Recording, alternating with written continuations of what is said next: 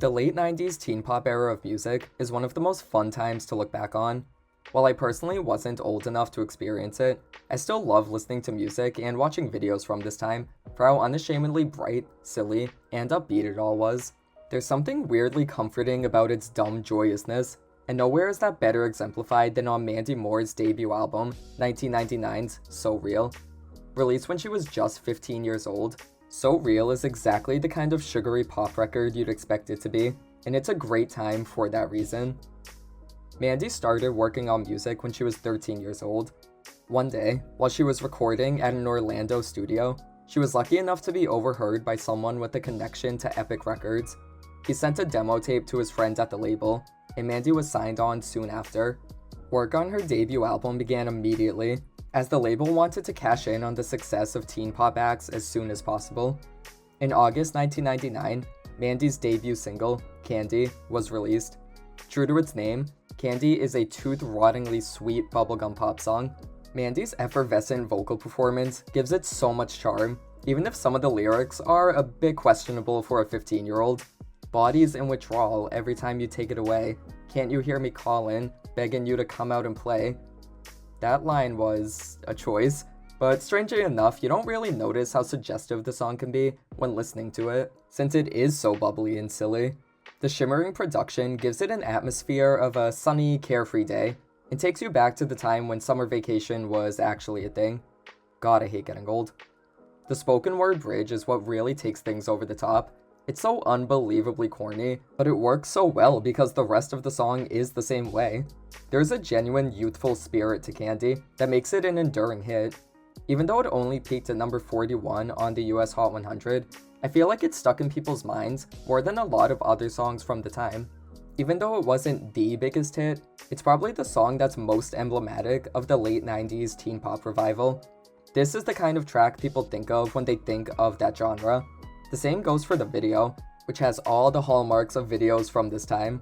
Bright colors, check. Boy crush, check. Spontaneous choreo in a public setting, check. Candy, the song and the video, really captures this moment in music history so well, and is an absolutely quintessential hit from this era. The second single, Walk Me Home, didn't do quite as well, which is sad because it's a very pretty song that shows how Mandy was capable of doing something a little more mature than Candy. Walk Me Home is a love-struck, twinkly ballad about walking home. Yeah, Mandy's early work wasn't the deepest, but I think that's what makes it work. Bubblegum pop is supposed to be easily understood and not that deep, and this is how you pull it off.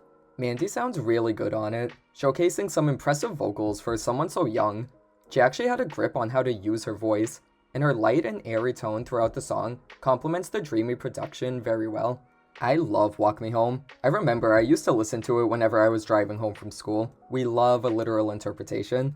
It's also a perfect fall song. I know I always say this, but music from this era just sounds like the fall. I can't really describe why, but it just does. And hearing this song as the leaves are turning colors and the smell of apple cider is in the air just feels right. So Real, the album, dropped in December 1999, debuting at number 71 on the Billboard 200, and eventually peaking at number 31. As the singles would lead you to believe, So Real is as sweet and saccharine as teen pop gets. The title track lets you know this right away, as Mandy sings, "Innocence is what I've got, it'll take true love to hit the spot." I get that she was being marketed as a younger, more child-friendly star, but this line in particular was always a little too on the nose for me. Girl, you're singing about candy and holding hands, we get it, you're innocent, no need to tell us. So Real is a bop though, with danceable production and a chorus that's bound to get stuck in your head. It's one of the album's highlights for sure, though the other songs are similarly upbeat and fun. What You Want in particular is a catchy one, with a massive chorus and goofily confrontational lyrics directed towards her potential man. I love the song's refrain where she's brashly singing, "I love to love you." She sounds so extra, it's great. If you've heard it, you know what I mean. Even though I love this song, some of the lyrics do kinda skeeve me out, considering they were written by grown men for a 15-year-old. Still, it's a great song to sing along with, which I'd also say for the track Let Me Be the One. This one's actually a cover of a song by the British pop band 5 Star, and Mandy makes it her own, despite some, again, funny lyrics. "We used to be together, making dreams, making plans. You left that world behind. Now I'm asking you, won't you let me be the one? Girl, you're a freshman in high school. What plans were you making? What movie to watch during your slumber party? Still, I love this song. It's so peppy and blissfully juvenile. Lock Me in Your Heart is another one that evokes that youthful energy, reading like a parody of teen pop songs. Boy, I want you to lock me in your heart and throw away the key. Show me love, the way it's supposed to be. That is some deep stuff. For a 5th grader, but still, real deep. The production on this song kind of reminds me of early Mariah Carey. And maybe I'm just saying that because she says Dream Lover in the 2nd verse, but I don't know, it sounds like a Kids Bop music box song to me. So Real has a few slower moments as well, with my favorites being I Like It and Love You For Always. I love the violin and dreamy production of I Like It, and Love You For Always is such a sweet and simple love song with a pretty catchy melody. Both are great songs to mellow out to. They are staples of my chill playlist. Quit Breaking My Heart is another nice ballad, but I always found it a little too slow and not particularly memorable. It is preceded by a spoken interlude of Mandy's answering machine, with her friend Bonnie leaving a message, and I'm a sucker for phone call snippets and songs. Britney had a bunch of moments like this on her 2nd album. The group Nobody's Angel had a track called Ooh La La La that opens with an answering machine message. And recently, Doja Cat's song Agora Hills has a few phone call snippets, which is really fitting because that song sounds like a throwback to late 90s Y2K pop music. Anyways, Quit Breaking My Heart isn't the only song I'm not totally crazy about on So Real.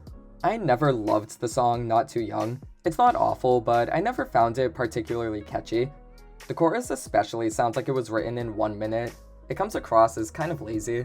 Love Shot never really stuck out for me either. Again, it's a good song, and I do like how campy the chorus is, but I never find myself revisiting it. So Real was a moderate hit, but to push it even further, it was reissued just 5 months later in North America. This reissue, which was titled I Wanna Be With You, is a bit confusing to talk about given its release history across the globe. In North America, it was marketed as a new version of So Real, with 5 new songs and remixes of a few So Real tracks. Internationally though, this was her debut album, and its track list varies from country to country. The version that was distributed in Asian countries, aside from Japan, is the best one in my opinion, since it includes all the songs from So Real and the 5 new songs. The song Want You Back from this album is one of my favorites from Mandy.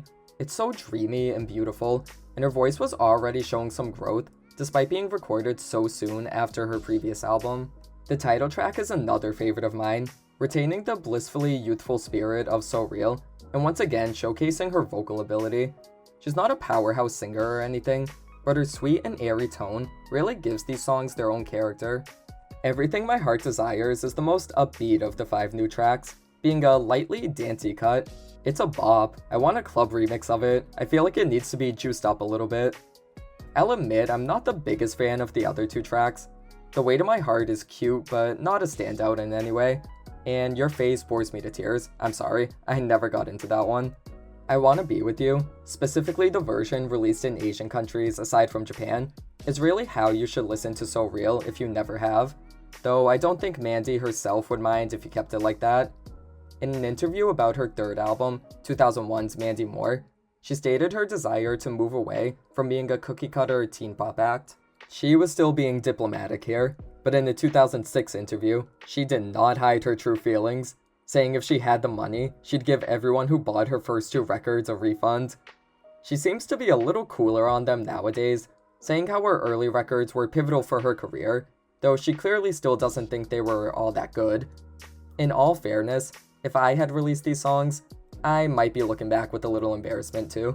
So Real and I Wanna Be With You are on the very young side of teen pop. It'd be more accurate to call them tween pop. Since she was so young, she couldn't make music as mature as Christina or Britney, who are already making songs for a young demographic. And while I do think that makes these records feel a lot more dated than others from the time, it does give them a certain charm that helps differentiate them. These records are filled with the hammiest, most chipper, and sickeningly sweet pop songs you can imagine, but their genuine sense of earnestness makes them strangely endearing. This was before poptimism, and before pop music was as self-aware as it is now. With artists nowadays paying homage to and trying to replicate the blissfully happy vibes from this era, Mandy's first two records should serve as an inspiration. These are the lighthearted kind of tracks that come to mind when you think of pop music in its rawest, purest form, devoid of any obvious self-awareness and delivered in a completely straight way. They're easy to make fun of for sure, but they're also comforting. They bring you back to a time when life felt carefree, and the biggest drama you had is if your crush liked you back, and that's why I have a soft spot for them. She may not like them herself, but So Real and I Wanna Be With You are great albums to turn your brain off to and just enjoy.